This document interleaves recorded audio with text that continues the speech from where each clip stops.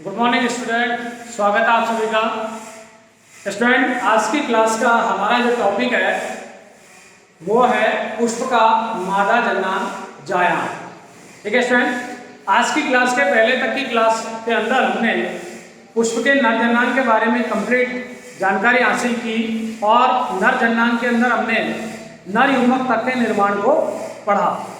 अब स्टूडेंट हम शुरू करते हैं पुष्प का मादा जननांग, मादा जननांग के अंदर पाई जाने वाली स्ट्रक्चर्स तथा उसके अंदर बनने वाले मादा युग्मक की प्रक्रिया को। इन सभी टॉपिक्स में से सबसे पहला जो हमारा टॉपिक है वो है फ्लावर की फीमेल रिप्रोडक्टिव जो स्ट्रक्चर है जिसे हम कहते हैं जायान, गाइनोसिल। स्टूडेंट, जायान की जो इकाई संरचना है उसे हम अंडक कहते हैं। जायान की इकाई संरचना को अंडक कहा जाता है और एक प्रारूपिक अंडक में कितने भाग होते हैं और उसकी संरचना किस प्रकार की है उसे हम पढ़ते हैं। ध्यान से, जायान की इकाई संरचना अंडक कहते हैं। कई पादपों में एक से अधिक अंडक एक साथ पाए जाते हैं, तब ऐसी व्यवस्था को संयुक्त अंडपी, बहुअंडपी कहा जाता है। और यदि ये बहुअंडपी अंडक एक साथ जुड़े हुए हैं तो उसे कहा जाता है संयुक्त अंडपी। ठीक है, यदि किसी पादप में जायांग के रूप में केवल एक ही अंडक पाया जाए तो इस व्यवस्था को कहा जाता है एक अंडपी। और यदि इसमें जायांग के अंदर एक से ज्यादा अंडक पाए जाए तो इस व्यवस्था को कहा जाता है बहुअंडपी। बहुअंडपी में यदि सभी अंडक जुड़े हुए होते हैं तो इसे युक्ता या संयुक्त अंडपी कहा जाता है। और अगर ये अंडक अलग अलग हैं तो इन्हें वियुक्त अंडपी कहा जाता है। ठीक है स्टूडेंट, बोर्ड पर ध्यान दीजिए, एक अंडक की मूल स्ट्रक्चर क्या है। ठीक है, देखिए, एक प्रारूपिक अंडक में 3 स्ट्रक्चरेबल भाग होते हैं। सबसे पहला संरचनात्मक भाग है जो शीर्ष पर है, चित्र के माध्यम से देखने पर वो है वर्टिकाल। उसके नीचे पतला लंबा भाग है वर्टिका और आधारी और खुला हुआ सबसे प्रारंभिक भाग जो अंडक का सबसे मूल भाग है वो कहलाता है अंडाशय। ठीक है स्टूडेंट, तो अंडक का सबसे महत्वपूर्ण आधारीय खुला हुआ भाग जिसमें महत्वपूर्ण संरचनाएं निहित है यह भाग है अंडाशय। अंडाशय के ऊपर की ओर पतली लंबी नली पाई जाती है जिसे वर्तिका कहते हैं और वर्तिका के शीर्ष पर एक चपटा चिपचिपा भाग पाया जाता है जो वर्तिका का अग्र भाग है, इसे हम कहते हैं वर्तिका। ठीक है स्टूडेंट, अब जरा ध्यान से सुनो। ऐसी अंडक संरचनाएं एक पुष्प के अंदर एक हो तो उसे हम कहते हैं एक अंडपी पुष्प। और अगर ऐसी अंडक संरचनाएं एक पुष्प में एक से ज्यादा हो तो उसे कहते हैं बहुअंडपी। और ऐसी अंडक संरचनाएं बहुअंडपी स्वरूप में हो और आपस में जुड़ी हुई हो तो उसे युक्तांडपी कहते हैं और अलग अलग हो तो उसे क्या कहते हैं, वियुक्तांडपी। अब हम बात करते हैं इस मूल अंडक स्ट्रक्चर की और इसके अंदर पाई जाने वाली संरचना। जरा ध्यान दें, अंडक में वर्तिकाग्र का काम है पराग कणों को अपने ऊपर अवस्थित करना, रोकना और अंकुरण के लिए माध्यम प्रदान करना, जैसा हमने पिछली क्लास में पढ़ा। वर्तिका का काम है परागकण अंकुरण से जो परागनाल निकलती है उस परागनाल को अंडाशय के बीजांड तक आने के लिए क्या प्रदान करना, मार्ग प्रदान करना। ठीक है स्टूडेंट, बढ़े आगे। जो अंडक का सबसे मुख्य भाग है जिसे हम कहते हैं अंडाशय, इस अंडाशय में एक विशिष्ट पॉस उत्तक प्लेसेंटा, पॉस उत्तक प्लेसेंटा से जुड़ी हुई एक संरचना पाई जाती है जो अंडाशय में एक भी हो सकती है या एक से अधिक भी हो सकती है। इस संरचना को बीजांड कहा जाता है। क्या कहा जाता है स्टूडेंट, बीजांड। इस बीजांड में दीर्घ बीजाणुओं का निर्माण होता है, इसीलिए इसे दीर्घ बीजाणुधारी भी कहा जाता है। इस बीजांड संरचना में अर्धसूत्री विभाजन के द्वारा दीर्घ बीजाणु कोशिकाओं का, दीर्घ बीजाणु संरचनाओं का निर्माण होता है। अतः बीजांड का दूसरा नाम दीर्घ बीजाणुधानी भी है, अर्थात ऐसी संरचना जिसमें क्या निहित होते हैं, दीर्घ बीजाणु निहित होते हैं, उसे दीर्घ बीजाणुधानी कहते हैं। और सामान्य जो वैज्ञानिक भाषा है उसमें इसे बीजांड कहा जाता है। ठीक है स्टूडेंट, ये बीजांड एक अंडाशय के अंदर एक या एक से ज्यादा हो सकते हैं और एक पोषक उत्तक के साथ जुड़े हुए हैं जिसे प्लेसेंटा कहते हैं। ठीक है स्टूडेंट, ये अंडाशय का वह स्थल है जहां बीजांड उपस्थित है। यह स्थल गर्भाशय गुहा कहलाता है। तो अंडाशय की इस गुहा के अंदर एक या एक से ज्यादा क्या प्रेजेंट है, बीजांड, जिनके अंदर बनते हैं दीर्घ बीजाणु, इसलिए बीजांड को दीर्घ बीजाणुधानी भी कहा जाता है। ध्यान सुनिए। ठीक है स्टूडेंट, इस पूरे स्ट्रक्चर में ये जो बीजांड स्ट्रक्चर है, इस बीजांड स्ट्रक्चर के अंदर जो दीर्घ बीजाणु बनते हैं, इन दीर्घ बीजाणुओं से एक विशिष्ट संरचना बनती है जिसका नाम मादा युग्मकोद्भिद होता है। क्या होता है स्टूडेंट, मादा युग्मकोद्भिद। जैसा पूर्व की क्लास में हमने नर युग्मकोद्भिद संरचना पढ़ी, उससे थोड़ी सी अलग लेकिन उसी प्रकार की स्ट्रक्चर पाई जाती है मादा युग्मकोद्भिद, जो इस बीजांड के अंदर होती है। और इस मादा युग्मकोद्भिद संरचना में एक विशिष्ट कोशिका पाई जाती है जिसे कहते हैं मादा युग्मक। ठीक है स्टूडेंट, और हमने पाठ के शुरू में ही ये कंप्लीट किया था और पिछले चैप्टर में कंप्लीट किया था कि लैंगिक जनन का मतलब है ऐसा जनन जिसमें दो जनक भाग ले और युग्मक बने, एक नर युग्मक बने और दूसरा कौन सा बने, मादा युग्मक। इसमें से हमने नर युग्मक को फ्लावर के अंदर पिछली क्लास तक कंप्लीट कर लिया, बना लिया। और अब हम बात कर रहे हैं मादा युग्मक बनाने की प्रोसेस को, जिसमें सबसे पहले हम ये बात समझने की कोशिश कर रहे हैं कि ये मादा युग्मक बनता कौन सी जगह है। वो जगह है पुष्प का मादा जन्नांग हिस्सा, जिसका नाम क्या है, जाया, जिसकी इकाई स्ट्रक्चर क्या है, अंडक। अंडक कितने भागों में बटा हुआ है, 3।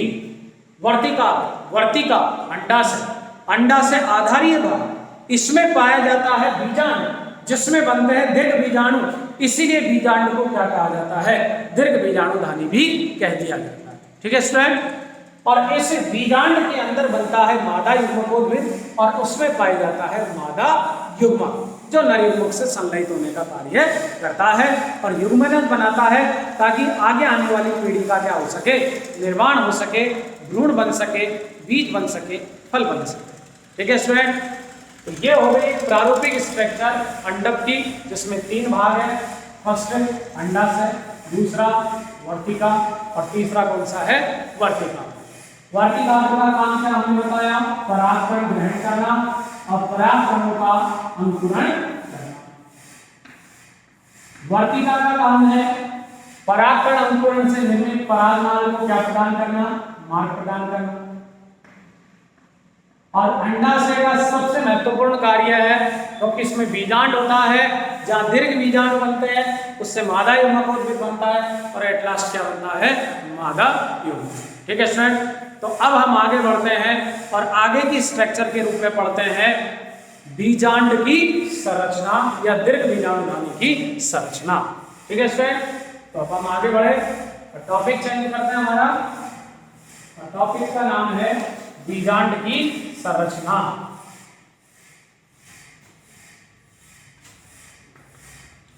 बीजांड या दीर्घ बीजाणुधानी की संरचना।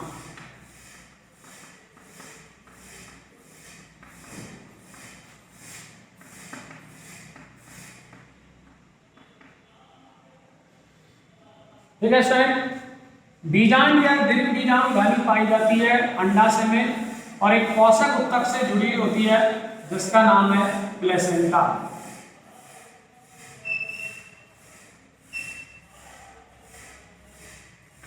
ठीक है, और इसी संरचना को हम बड़ा करके पढ़ेंगे बीजांड।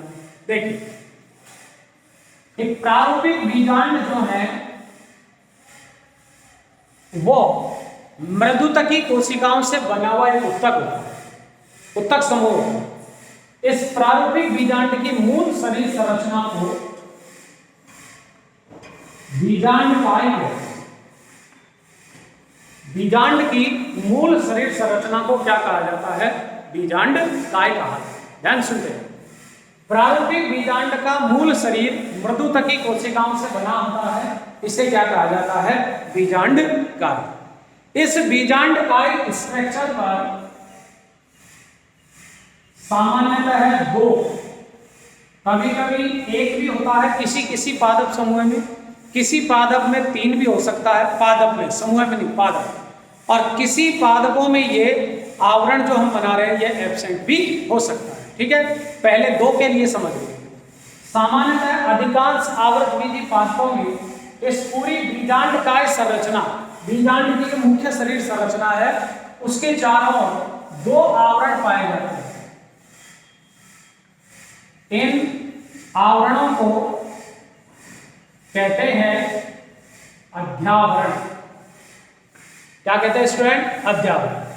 अब ये जो दो अध्यावरण पाए जाते हैं इनमें बाहर वाले आवरण को तो कहते हैं बाह्य अध्यावरण, आउटर इंटेगुमेंट, और अंदर वाले अध्यावरण को कहते हैं इनर इंटेगुमेंट या आंतरिक अध्यावरण। ध्यान सुनिए, बीजांड स्ट्रक्चर में मूल स्ट्रक्चर मृदुतकी कोशिकाओं से बनी होती है, चाहे तो हम बना भी सकते हैं इसकी कोशिकाएं। ये देखिए, यह मृदुतकी कोशिकाओं का समूह है जिसमें सबसे बाहर की ओर जो परत पाई जाती है कोशिकाओं की, इसे कहते हैं अधिचर्म कोशिकाएं। कौन सी कोशिकाएं? अधिचर्म कोशिकाएं। ठीक है, और इन्हीं अधिचर्म कोशिकाओं में से कुछ कोशिकाएं बड़ी होकर मादा युग्मकोद्भिद के लिए दीर्घ बीजाणुओं का निर्माण करते हैं।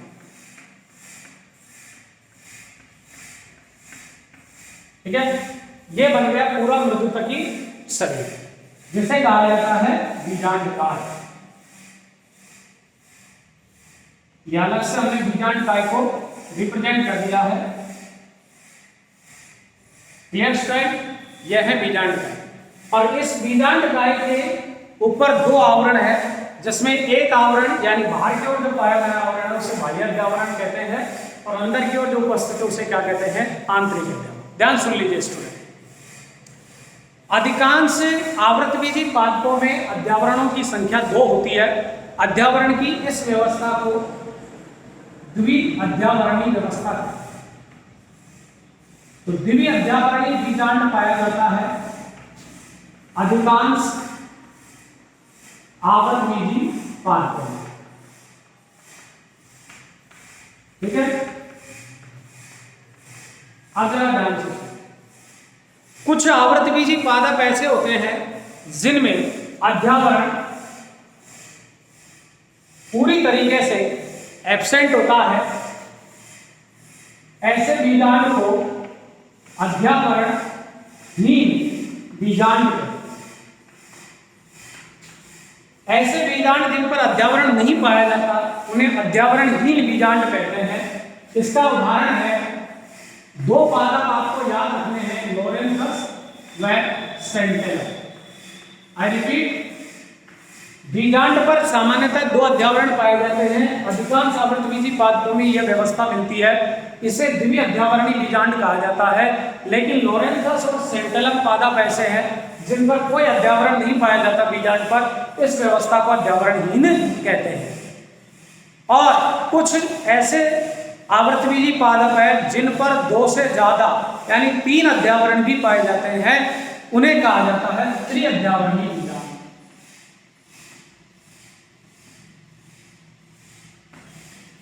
और त्रिअध्यावरणीय बीजांड का उदाहरण है लीची व कैस्टर।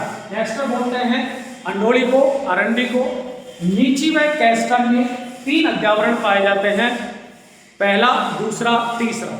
ठीक है, ये तीनों अध्यावरण में से दो अध्यावरण तो मूल अध्यावरण की तरह ही काम करते हैं, लेकिन तीसरा अध्यावरण कुछ अलग ही रूपांतरण दर्शाता है। इसको हम आगे पढ़ेंगे, पहले हम इस चीज को कंप्लीट करेंगे। तो अधिकांश आवृतबीजी पादपों में दो अध्यावरण पाए जाते हैं, इस व्यवस्था को द्विअध्यावरणीय कहते हैं। लेकिन कुछ आवृतबीजी पादपों में तीन अध्यावरण मिलते हैं, जैसे लीची और कैस्टर। और कुछ आवृतबीजियों में कोई अध्यावरण नहीं पाया जाता है लॉरेंथस और सेंटेनल। इसके अलावा जो जिम्नोस्पर्म पादप है जिन्हें अनावृत बीजी कहा जाता है, उन पादपों में अध्यावरण पर बीजांड पर एक ही अध्यावरण पाया जाता है। इन्हें एक अध्यावरणी बीजांड कहा जाता है। क्या कहा जाता है? एक अध्यावरणी बीजांड। तो स्टूडेंट क्लियर करें, अगर बीजांड का अध्यावरण नहीं है तो बीजांड कहलाएगा अध्यावरणहीन। एग्जाम्पल लॉरेंथस और सेंटेनल। अगर बीजांड पर एक अध्यावरण है तो कहलाएगा एक अध्यावरणी बीजांड। एग्जाम्पल अनावृत बीज। यदि बीजांड पर दो अध्यावरण है तो कहलाएगा द्विअध्यावरणी बीजांड। एग्जाम्पल अधिकांश आवृत बीजी पादप। और यदि अध्यावरण 3 है तो यह कहलाएगा त्रिअध्यावरणी। एग्जाम्पल है लीची और कैस्टर। Clear student? कंप्लीट। आगे बढ़े। देखिए इस पूरी स्ट्रक्चर को देखने पर यह पता चलता है कि इस स्ट्रक्चर में बीजांड का एक सिरा ऐसा है जहां कोई अध्यावरण नहीं मिल रहा है। देखिए यहां कोई अध्यावरण नहीं दिखाई देता। इस सिरे को कहते हैं बीजांड द्वारीय सिरा। कौन सा सिरा कहते हैं स्टूडेंट? इसे बीजांड द्वारीय सिरा, माइक्रोपाइलम। इस जगह पर कोई भी बीजांड नहीं पाया जाता। और इस बीजांड द्वारीय सिरे के जस्ट विपरीत सिरे की ओर यहां से पूरा अध्यावरण बनना चालू होता है। इस भाग को कहा जाता है निभाग सिरा। कौन सा सिरा कहा जाता है? निभागीय सिरा। चलेजल एंड इसे बुलाइए विभागीय सिरा। और यह है माइक्रोपाइलम, बीजांड द्वारीय सिरा।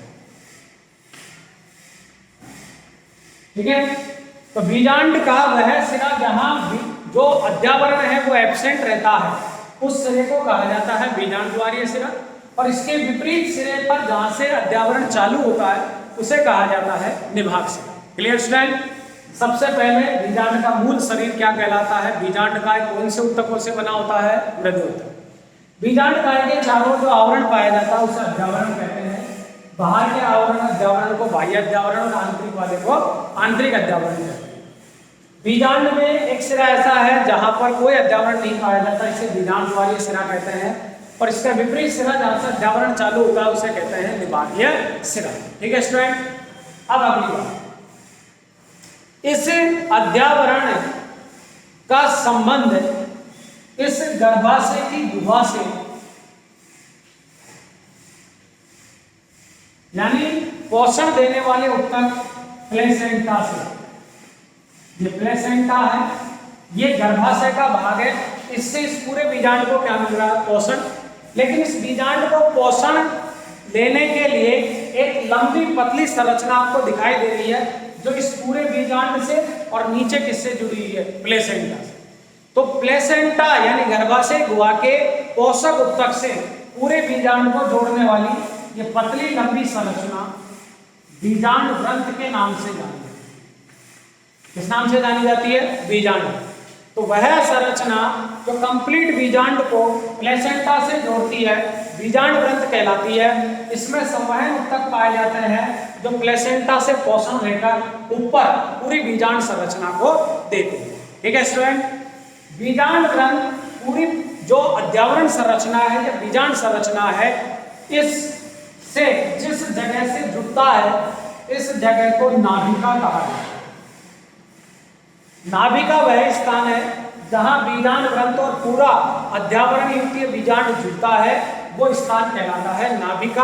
और कई बार इस नाभिका की जगह पर दरार जैसी संरचना रह जाती है, जिस संरचना को बीजांड दरार कहते हैं। द्वार नहीं, दरार कहते हैं।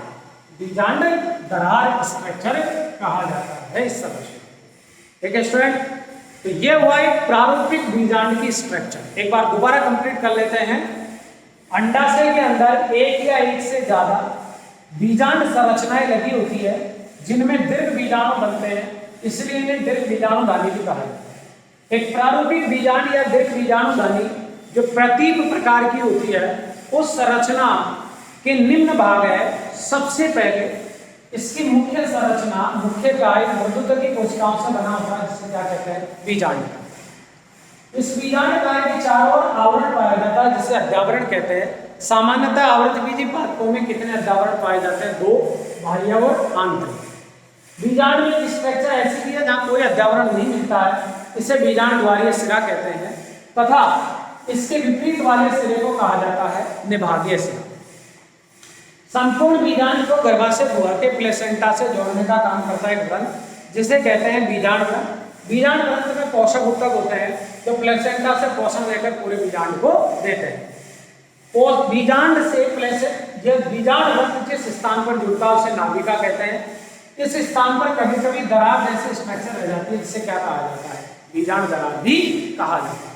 ठीक है स्टूडेंट, तो ये हुई एक प्रारूपिक बीजांड की स्ट्रक्चर। फिगर ऑफ बीजांड की संरचना। ठीक है स्टूडेंट, अब इसके बाद हमारा अगला टॉपिक रहेगा कि इस बीजांड के अंदर किसका निर्माण करना है? हमें दीर्घ बीजाणुओं का निर्माण करना है जिससे आगे जाकर मादा युग्मक और मादा युग्मक और फिर संरचनाओं का क्या हो? निर्माण। तो उसको हम एक चीज तो यही सुन लेते हैं और समझ लेते हैं कि दीर्घ बीजाणुओं का जो निर्माण है उसके पीछे जिन कोशिकाओं का हाथ रहेगा वो कोशिकाएं किसकी होगी? बीजांड काय की। ठीक है, तो इस बीजांड स्ट्रक्चर में दीर्घ बीजाणुओं का निर्माण किस प्रकार से होता है इस चीज को हम कंप्लीट करेंगे अगली क्लास में। आज के लिए इतना ही, धन्यवाद।